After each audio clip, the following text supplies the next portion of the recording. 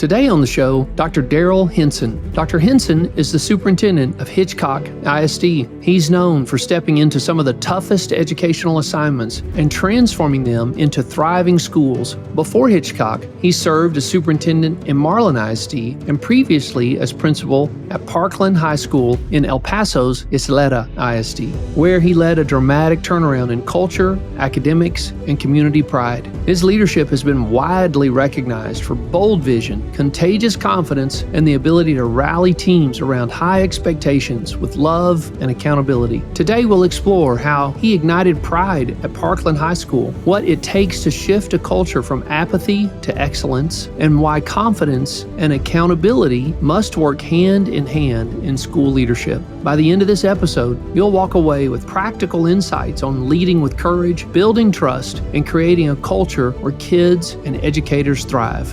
Let's get into the conversation.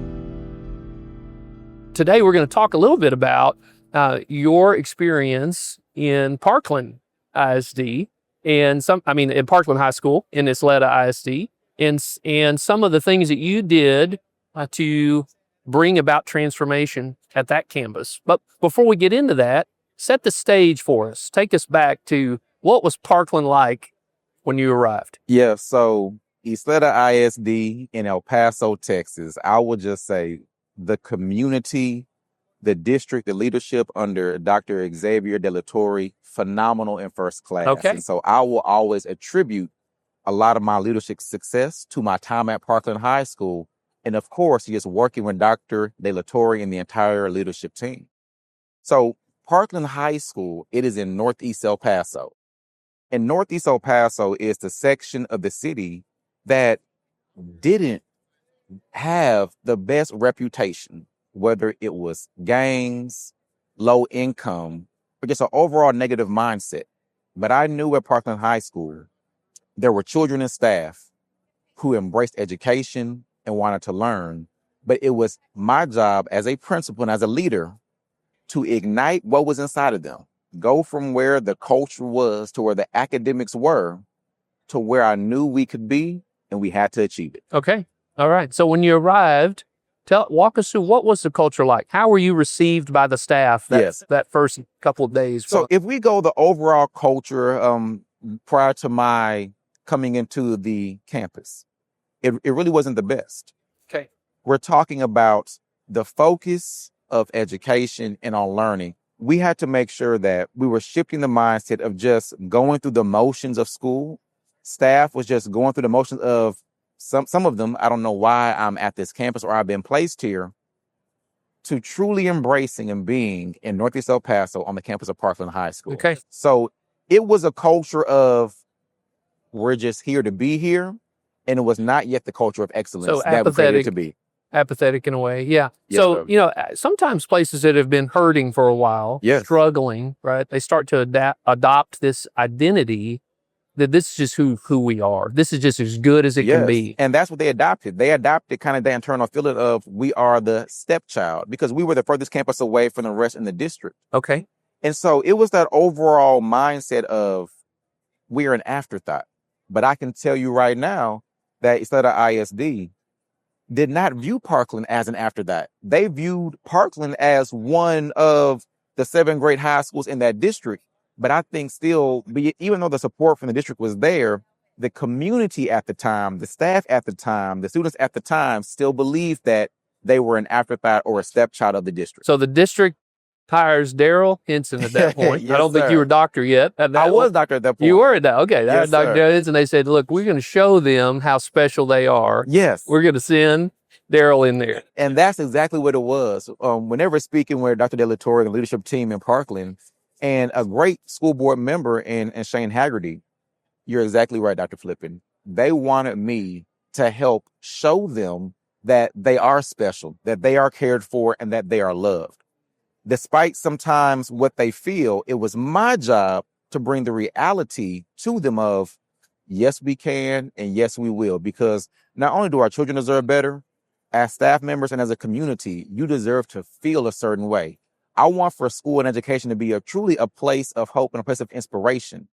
And so how can we, or the initial mindset was, well, what are we going to have to do to shift that mindset to where they feel second class and truly bring them up to the first class community that they are? Yes, yeah, absolutely. So walk us through those first couple months. What did you do to start to shift that mindset? Yes, first couple months when I met with the staff, and the reception was very well. Here I was, Okay. a 31-year-old high school principal, full of energy, full of hype. I will say this.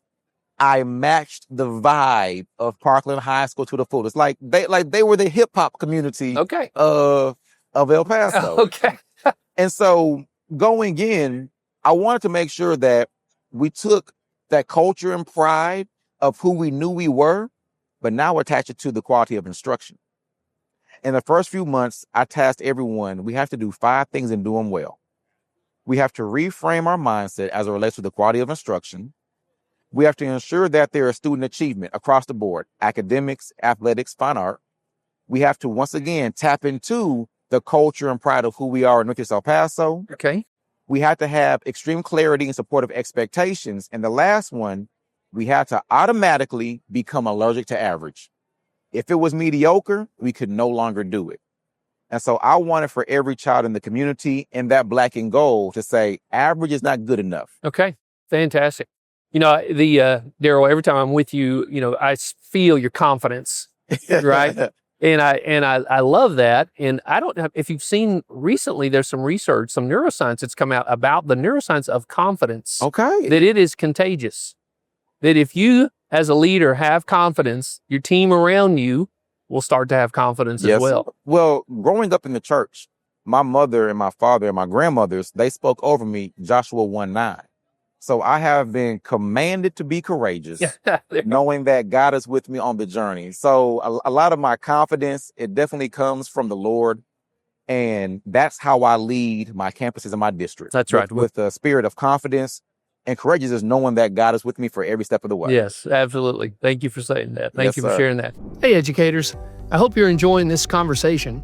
At Graceland University, we believe real change in education starts with compassionate leadership and practical support. That's why we share stories like this. If something in today's episode spoke to you, maybe about your purpose, your next step, or how you can make a bigger impact, I invite you to explore how Graceland walks alongside educators through degree programs and strategic partnerships.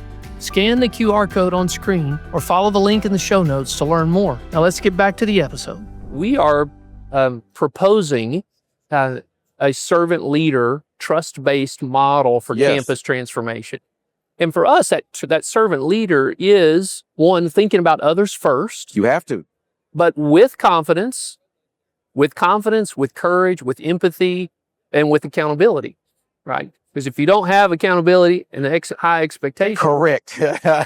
So tell me about, did you face any resistance to what you were trying to implement? Because that sounds like a lot of change to me. I certainly faced resistance. Think about it. I am a younger administrator.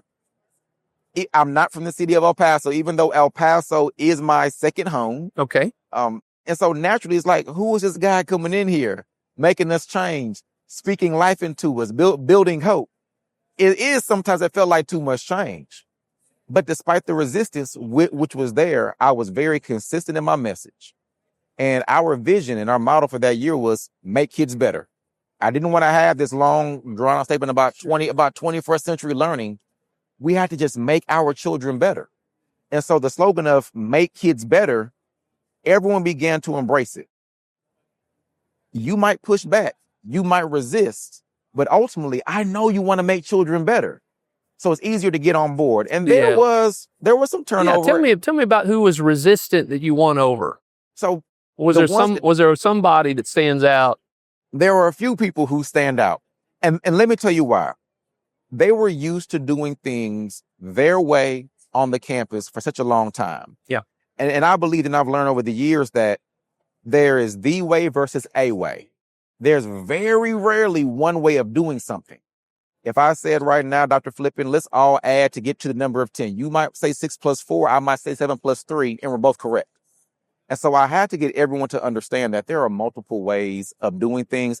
And when I was consistent, and of course, we spoke about earlier about accountability, I'll tell you a few times, but I will get to typing and document you if I have to. but we were going somewhere together as a campus through this service. You mentioned it, through serving others. And through serving others, I had to make sure that everyone knew that we were on a journey together. And those who pushed back, you were either going to hop on board, but this train was moving down the tracks in the northeast, the north side.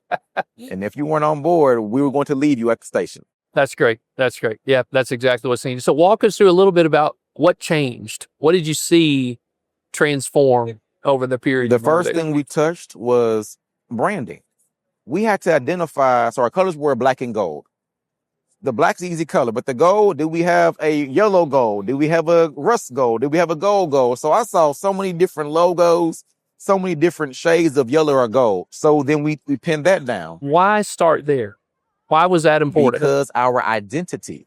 Yeah. We had to know who we were. Who are we? And I wanted, because Parkland is a very proudful community. And I wanted for parents, alumni, children, our elementary and middle school students as well, to understand that we're all raising to be in that black and gold. And so once we identified our colors, I changed the logo as well. And of course, I worked with the school district on that. And that logo, so we were the Parkland Matadors. And it was all about catching the bull. And so we changed our logo to have these horns. And it was a very simple insignia that whenever you saw that, it represented Parkland High School. And it meant something strength. to be proud of. Yes, sir. It meant strength. It meant academic success. Because again, you mentioned early that there wasn't a lot of pride. Correct. Pride. It was more viewed themselves as less than. Yeah, that is correct. And so now you've rebranded it and said, okay, now this is who we are. This is something to be proud of. This is exactly who we are. And now live up to it. Correct. So what was step 2? What'd you do next? So after that, then we had to make sure that we all understood what was the vision, what was going to be basically our rally cry, and then live by it. So I told you it was make kids better. I didn't want to use the word students or children. It was make kids better. And then as I spoke naturally, everyone was talking about the park. And so everything was hashtag the park. And that kind of came on accident because I would just call them Parkland the park because it was short. Like, where you going to, man? I'm over right now at the park. Like, that's not, no, well, Parkland. And then now it's like the park. And so it caught on and it became very cool. And so it felt cool to be at the park. But then I told everyone this, to represent the park, to be at the park, to wear the park's colors, it's now a certain standard. And as we outlined and we identified, once again, the 5 pillars, quality of instruction for children as a learner, for students, for our staff as teachers, achievement. For children, you have to achieve. Our staff, you have to coach better. You have to be a better sponsor. And we found ways to attach outcomes and expectations to our brand, to our identity, and to our models and slogans. Yeah, absolutely. So park, El Parque. That's great. That's great. So you were there how many years? I was there for 2 years. 2 years. Okay. At the end of the 2 years, what did the culture feel like then? The culture was a complete turnaround. I see even after year 1. So in Texas, high schools can earn 7 academic distinctions. Normally schools would get 4, 3, 2. First year, we got all 7. One of 1.8% of schools in the state to get all 7 distinctions. Unbelievable. Wow. That's a testament to our children and to our staff for making an immediate impact, an immediate shift in our culture. After that first year, we saw that academic success. The kids held their heads high, and rightfully so. You couldn't tell them one bad thing about them. They knew that they were great. They knew that they were special. Our athletic teams, Dave Campbell's, put out like a team of the 2010 decades or the 2015 to 2025 of most wins. Parkland High School was on that list. I want to say we lost maybe 1 to 2 games in 5-6 years. Wow. So big shout out to Josh Kirkland and Coach Eric Frantz. They did a phenomenal job with the wins. Wow. Yes, and it is interesting to think about how, back to identity, how winning you win in a lot of areas and you can celebrate all those, but athletics can be one that you can rally around. Definitely. Yeah, that's outstanding. And even more importantly, I want to tell you, the support and the vision was shared from the top. Dr. De La Torre was a champion. One of my mentors, and I would probably say my favorite person in the world is Pat O'Neill. Everyone knows how much I love Pat O'Neill and his wife, Becky O'Neill. They were supporters of the Parkland community. And what Mr. O'Neill and Miss O'Neill meant to me and meant to that community, it was special because they believed in us. And the belief from Mr. O'Neill was passed down to me, and it passed down to our children. So the amount of love that I have for Mr. O'Neill, Miss O'Neill, and what I got emotional just talking about Parkland, I'm telling you, that belief, that hope, and that inspiration, I can't thank them enough for that. I tell you, your passion, your Yes. heart, you know, when you lead with your heart like that, Yes, right? sir. Sometimes, it gets hurt. Yes. But when the people come around and rally behind and support you through those hard times, man, that's when you know you've got good friends. Yes, sir. Right. Yes, So sir. that is fantastic. Fantastic, Dale. Thank you for sharing this Thank you. with us. Yeah. I mean, there's so many great lessons today. So I just really am honored that you took some time out to get with us and share some of your journey. So Thank you for the opportunity. yeah, I wish you the best in Hitchcock. I can't wait to see how this Yes, sir. passion, this confidence transforms Hitchcock into No, thank you so everything much. that it can become. I really appreciate it. Yeah, thanks again. No, thank you. If today's conversation gave you fresh insight or inspired you to lead with purpose, please follow the show and tell a friend. It helps us reach more educators who want to make a difference. For more stories, resources, and tools to support your leadership journey, visit graceland.edu. Until next time, keep leading with courage and care. If you want to keep learning about transformational strategies in education, click the next video.